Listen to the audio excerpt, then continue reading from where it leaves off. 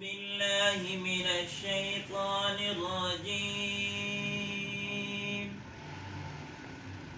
بسم الله الرحمن الرحيم. وقضى ربك ألا تعبدوا إلا إياه وبالوالدين إحسانا إما يبلغن عندك الكبر أحدهما أو كلاهما فلا تقل لهما أف ولا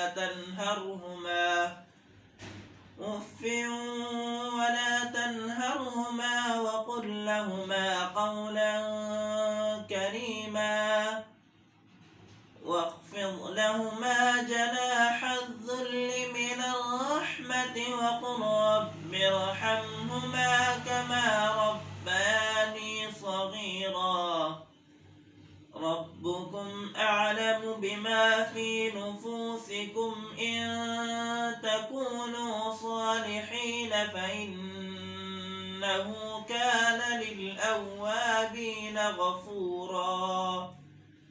صدق الله العظيم.